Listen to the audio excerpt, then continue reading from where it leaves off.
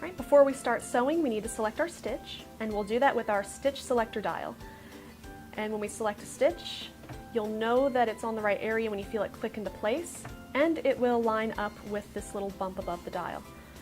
Now, I want to sew just a basic straight stitch, so I'm going to keep it right here, but I see three colors, gray, blue, and red. So how do I know which one I'm sewing? Well, up above that's the stitch length dial. So we've got gray for gray stitches, blue, and red. And you just move the dial. Here's the gray, blue S1 for blue stitches, red S2 for the red stitches. But I want that gray stitch, so I'm going to move it back. And in the gray zone, we have numbers. The smaller number is for a shorter stitch length, the larger number is for a longer stitch length. But I'm going to have it at about 2.5, and that's pretty standard for most sewing on most fabrics. So now we're ready to test and make sure we threaded our machine properly. When you test to see if you threaded the machine properly, I recommend using some scrap fabric when you do this and not start with your project. So on this machine, we don't have to pick up the bobbin thread before we start sewing, which is an added bonus. We are going to put the fabric under the presser foot, and it was up in park while we were threading the machine, but now we're going to bring it down in drive because we're about to drive this bad boy. Press down on the foot control and sew a few stitches. Now you want to turn the hand wheel so that the needle is back in the highest position. Lift your presser foot lifter and pull the fabric out, and there's a little thread trimmer on the side that you can use. So here it looks good on the top and it looks great on the back, so good news, our machine is threaded properly. However, if it looks like this on the bottom with a lot of loops, then I recommend rethreading the machine. Most of the time it just means that your machine isn't threaded properly. You can also check your quick start guide and manual for more information. Now we're ready to sew our project. Our machine is already set up to sew a seam. So we are going to start with our new fabric, and we have some guides on the needle plate, and they have some markings on them to designate the seam allowance width, like 3/8, 5/8, 1 inch. A lot of projects use 5/8 seam allowance, so I'm going to line my fabric up with that line, and I'm going to bring the presser foot lifter down and sew a few stitches forward.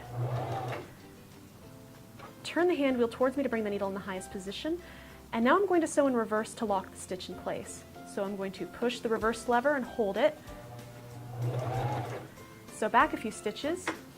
I'm going to release the lever and continue sewing. Now when I sew, I'm not pushing the fabric, I'm not pulling the fabric from the back, I'm just guiding it so the edge lines up with my seam guide. Okay, and at the end, I'm going to turn the hand wheel towards me again just to get up to the edge. Now I want to lock this in place as well, so I'm going to push down on the reverse lever and sew backwards a few stitches. And I'm going to release the reverse lever and sew a few stitches again. Turn the hand wheel towards me so that the needle is again up in the highest position. Lift your presser foot, trim the thread, and we have a finished seam. The reason that I did the reverse at the beginning and the end is to lock the seam in place. That way our project doesn't unravel as we work. Now let's see how to do some decorative stitches.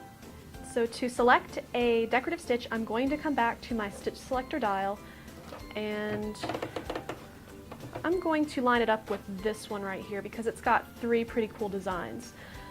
I have in gray a multi-step zigzag, in blue a honeycomb stitch, and in red a feather stitch. So we're going to go over doing each of these stitches. For the multi-step zigzag stitch, I'm going to come up to my stitch length dial in the gray zone, and I was at about 2.5 for straight stitch sewing, and just for funsies, let's put it on number 2 and see how that looks. Okay, put the fabric under the presser foot, bring the presser foot down. Oh, actually I should probably start back here.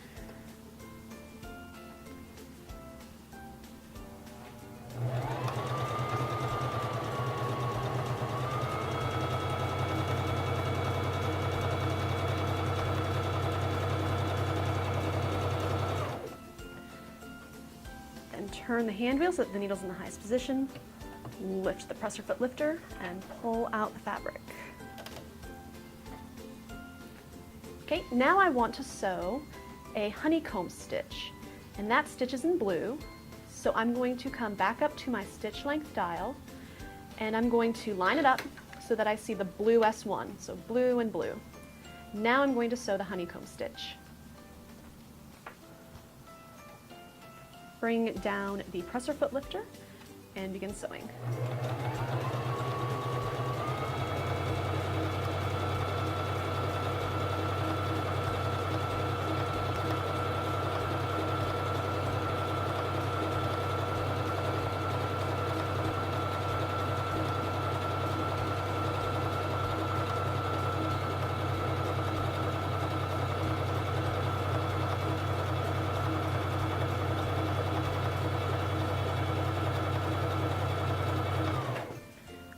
Turn the hand wheel so that the needle's in the highest position, lift your presser foot lifter, and trim the thread. Lastly, I want to sew this feather stitch in red. So just like each of the other times, I'm going to come back up to stitch length, move it again so that it lines up with the S2 in red, red and red, and it's time to sew the feather stitch. Put the fabric under the presser foot, lower the presser foot lifter, and begin again.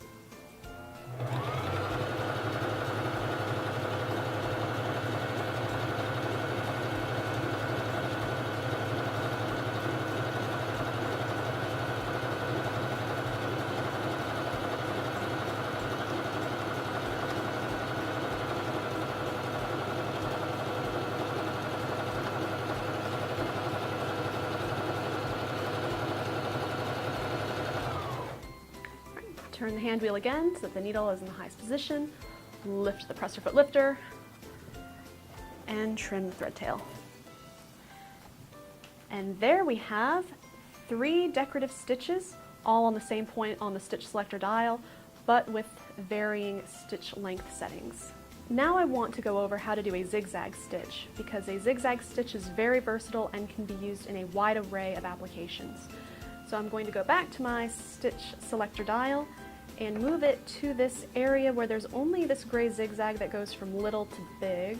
So I'm going to go on the narrow side, and because it's a gray stitch, I need to have my stitch length dial in the gray area, and let's sew it at the number 2 and see how that looks.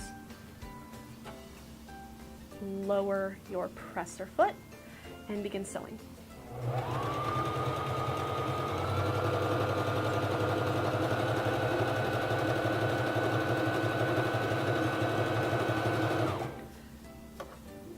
Turn the hand wheel towards you so the needle's in the highest position. Raise the presser foot lifter, trim the thread, and there we have a narrow zigzag. So I'm going to make the stitch length a 4 instead of a 2, so I've increased it. And let's do that all again and see how it looks now.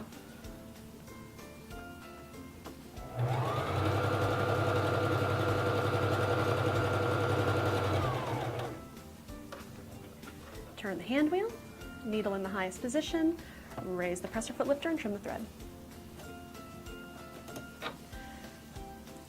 And there we see that we have a narrow zigzag at 2 different lengths, and check out how different those stitches look. So let's change it up a little more. Let's make it a wider zigzag by moving my stitch selector dial to the larger area. And let's bring that stitch length back to 2.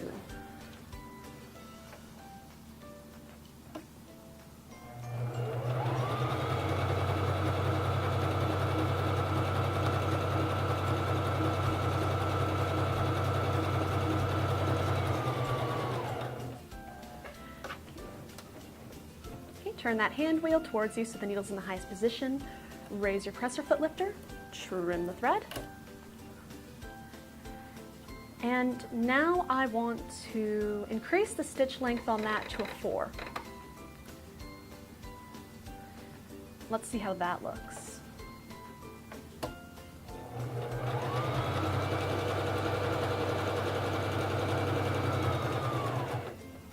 Turn the hand wheel towards you so that the needle's in the highest position. Raise the presser foot lifter, trim the threads. And here we see that by adjusting the width and length of the zigzag stitch, we have a bunch of different looking stitches, but all zigzag. One last thing I want to point out regarding decorative stitches is the tension dial up at the top of the machine. Because you might be using different threads, you might want to fine-tune the look of your stitch. And you can do that by moving the style. You can move it down or up. And if you'll notice from 3 to 5, there's this line, so that kind of signifies your default zone. So for most of your sewing, you will be from 3 to 5. Well, let's make a buttonhole.